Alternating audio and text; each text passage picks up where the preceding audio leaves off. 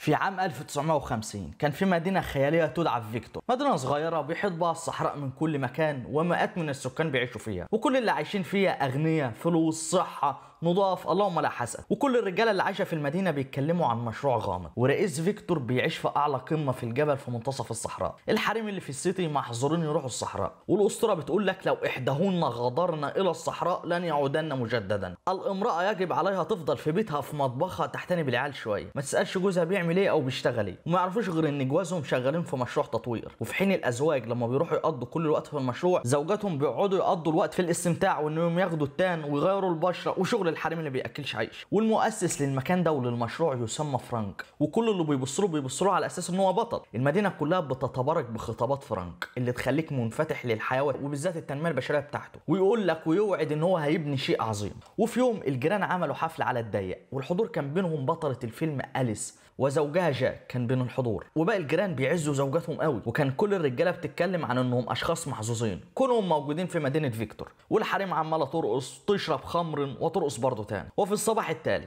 أليس بتروق على جاك بالفطور بتاعه لانه رايح الشغل في نفس الميعاد اللي باقي الرجاله رايحين فيه، وكلهم بيركبوا نفس نوع العربيات ونفس التحيه لزوجاتهم، وبيسيبوا زوجاتهم للروتين اليومي زي تنظيف كل غبار في البيت او طبخ اللحم اللي هو الكيلو بقى ب 170 جنيه اليومين دول. وفي الاخر بينافسوا عن نفسهم انهم يستمتعوا بوقتهم في مجتمع نسوي فقط لا يوجد به غير الفيمينيست او تمارين او مهاراتهم في الرقص على يد المدربه تشالي، وهي امراه من شيمها انها مسؤوله لديها هدف وحيد وهو تخليهم يتبعوا قواعد زوجها وهو المؤسس للمكان ده فرانك، ليبدو كل شيء مسالي في اليوتوبيا اللي هم عايشين فيها دي. ولكن التحكم والقواعد بتاع المدينه بدات تنهار باول حاجه حصلت. ايه اللي حصل؟ انا اقول لك. فرانك كان مجهز حفله يرحب للمنضمين جداد للمدينه اللي كان بيل ومراته فيلوت. كل الرجاله والنساء حضروا الاحتفال وبيحبوا وبيقدروا كل اللي موجودين عم فرانك اللي بيشتغل من اجل فيكتور. وقبل ما هو يعمل اي حاجه امراه اسمها مارجت تقدمت خطوه، وكان باين انها منزعجه ومضطربه، بس جات لها شجاعه عشان تسال سؤال اللي كل شنب ماشي ما عندهمش شنب هم مولس، بس اللي كل املس فيهم ما قدرش يساله. قالت لك احنا هنا بنعمل ايه؟ وده السؤال اللي صدم كل الموجودين حتى زوج مارجريت بنفسها. ما حدش سال قبل كده فرانك السؤال ده، ولكن فرانك بكلام التنميه بتاعه واللي خلى الكل معجب بكلامه اكتر، وقام قال لهم انسوا بشان مارجريت. بعد اللي حصل إليس راحت تدور على قرة عينها وزوجها جاك، ولكن شافت من غير قصد جوز مارجريت بيحاول يدي حبوب لمارجريت غصب عنها، ولكن ده لان الدكتور كولينز هو اللي كان وصفه لها، وكل اللي في المدينه عرف ان مارجريت مريضه، فما اهتموش قوي باللي شافته ومشت. في اليوم التالي كل الستات بمفهوم أليس كانوا قاعدين بيتكلموا في مركز التسوق،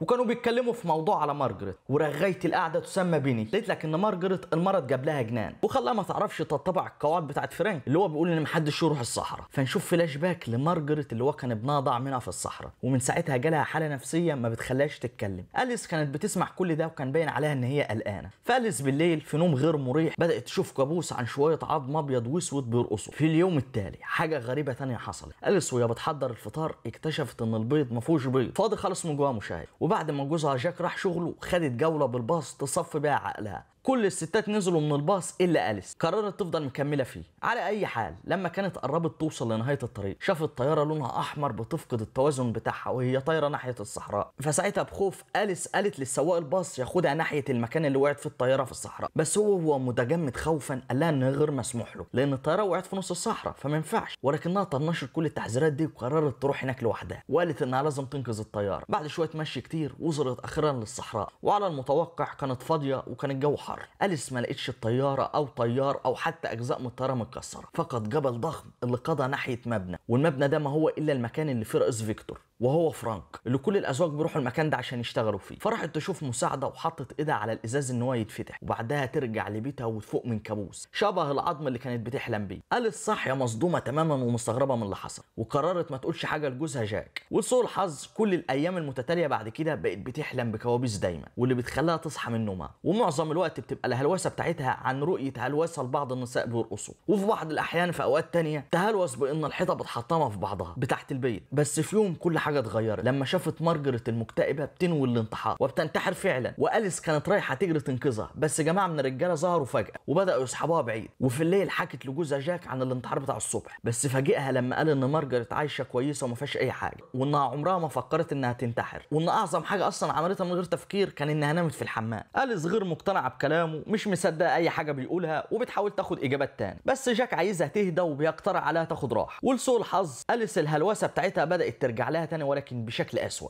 فالدكتور بتاع المدينة كارلين قام جه لها البيت، فعملت فحوصات على شويه اختبارات ووصف لها على شويه حبوب تهديها، وقال ان هي بس اعصابها مشدوده، ولكن أليس مصره على انها بخير. وفضلت تسال عن مارجريت، ولما بدا اسلوبها يبقى واقع شويه مع الدوك فقام نجس بسرعه وقال لها ان مارجريت بخير، ولكن زوجها اتطرد من شغله بسبب تصرفها اللي هو زوج مارجريت، وهم دلوقتي هينقلوا من المدينه. لما سمعت كده فضلت خرصه ساكته ما بتتكلمش. بعدين لاحظت ان في فايل موجود في شنطه الدكتور ومكتوب عليه اسم مارجريت، فبسرعه اول لما بعد من الفايل هي راحت سرقاه. واخيرا الدكتور مشي وجات الفرصه ان هي تفتحه، بس لقيت كل حاجه سودة وكأنها محجوبة، مفيش بس غير الحالة الصحية بتاع مارجريت. في اليوم التالي جاك جه من شغله وجايب لها فستان هدية وطلب منها تلبسه دلوقتي، لأن الرئيس فرانك دعاهم هما الاتنين لإيفنت خاص هو عامله. وأليس غير مرتاحة لفرانك بنسبة 100%، ولكن أمرها مغلوب عليه وما عندهاش اختيار تعمل حاجة تانية. في الاحتفال برضه جالها الهلوسة بتاعتها، وده اللي خلاها مكتئبة وبتعيط وبقى فيها اللي مكفيها. فترجت جوزها ان هم يرجعوا للبيت، بس فرانك نادى عليه على الستيج واللي يبدو ان هو هيعلن كده عن حاجة، وأليس قاعدة بتراقب بانزعاج. ففرانك قال ان جاك يبقى افضل موظف وامر قال مكان اعلى في الشغل، والحضور كله كان عمال يسقف وبيحيي، وجاك بيزعق بفرحه. بس أليس غير مهتميه، محطمه الست قوي من جوه وجرت على الحمام وكانت عماله تعيط فيه. وعلى الستيج فرانك طلب من جاك ان هو يرقص، لا وللامانه مشاهد جاك كان محترف رقص. وبعد القليل من الوقت الرغاوي الحشريه باني راحت للحمام لأليس، وبدل ما تحاول تساعدها المره المفتريه كان بتحاول تخليها تعيط اكتر، بانها توبخها ان هي تبطل تبقى عيوطه ومريضه نفسيه، تقوم تساعد جوزها وتبقى حركه كده وتدعمه في ليلته النهارده. المهم في اليوم التالي جاك كان بينوي يعمل حفله على الضيق عنده في البيت علشان الترقيه وكده، وأليس بتساعده في المطبخ. وكان الشيء الغريب ان هي بقت هاديه قوي مقارنه بالخربان اللي كانت فيه امبارح، ولكن غالبا دي خطه هي اللي مدبره ليها. ليلا كل الجيران حضروا مع جيست مميز وهو فرانك وزوجته شيلي. بعد شويه وهي أليس في المطبخ فرانك ظهر لها وقال لها اسف بني مش مصدقاكي. بعدين جاملها وحياها على تركيزها لعلي النهارده، وبعدين اتحداها انها لو تلاقي معلومات اكتر عن المكان. وده كان التاكيد بالنسبه لها النهائي ان هي مش مجنونه، وان ايا يكن الهلوسه بتاعتها دي فهي لها علاقه بالمدينه الغريبه دي. بعدها بفتره في العشاء أليس قعدت في مركز كرسي المنضدة بالظبط، وقالت لكل الحاضرين ان اهل المدينه محتاجين كماليه اكتر من كده، وليه صحيح النساء ممنوع عليهم يروحوا الصحراء. جاك جوزها والتانيين قاعدين بيسمعوا ومش مصدقين. فأليس تزود وتقول لك ان في حاجات غريبه قوي في المدينه، وبعدين هم اصلا احنا جينا منين؟ يعني تحس ان المكان اللي احنا جينا منه مجهول كده مش فاكرينه قوي، ويعني غريب ان كل الموجودين من ولايه بلاتمور او من شيكاغو. وقالت لهم ان الاغرب ان الازواج في المدينه لقوا بعضهم في نفس المكان وفي نفس الوقت وفي نفس محطه القطر. سبحانه يا اخي انتوا مش حاسين بحاجه غريبه؟ والاغرب ان الكل قضى شهر العسل بتاعه في نفس المكان. واكملت أليس وقام قالت لك ان كل الطعام اللي موجود في المدينه من اول الخضره لحد الاكل المعلب متصنع تحت اسم فرانك. ولكن يا مشاهد على الرغم من الرغي والهري بتاعها ده كله الا ان مفيش حد شكك ان في حاجه غلط في المدينه، وده اللي خلى أليس اللي كانت بتفكر فيه اتاكدت منه ان هو صح، وعرفت ان كل اللي قدامها مهما كانت اللي هتقوله مش هيصدقوه وكأن عقلهم متغير. فلما الكل مشي وسمعة جاك جوزها اتحطمت بسبب مراته وكلامها، كملت وقالت له ان في حاجه غلط في المدينه بتاعت فيكتور ولازم يمشوا منها حالا. فهو ما اهتمش لاي حاجه غير ان هي احرجت وسط الناس، بس قال لها ان هو مهما كانت اللي هي بتقوله هو هيفضل يحبها ومش مهم اي حاجه. لسوء الحظ وهم على وشك ان هم يغادروا بالسياره بتاعتهم جاك بدا يحتذر لأليس ان هو مش هيقدر يمشي معاها، لحد ما بنتنا بدات يجي لها شويه ذكاء وتفهم ان هو بيخونها، لسه هتعمل اي رياكشن ولا تصوت. قام جو رجاله لابسين حمر اللي هم كانوا في مكان قبل كده وخدوها غصب عنها المكان تاني. بعد كده نشوفها بتتلقى علاج بالصدمه. لحد دلوقتي احنا مش فاهمين اي حاجه ومفيش حاجه واضحه، بس الصدمات الكهربائيه بتخلينا نشوف حقيقه الدنيا ايه بالظبط. فنشوف لقطات ان أليس وزوجها جاك عايشين في شقه متوسطه في القرن ال21،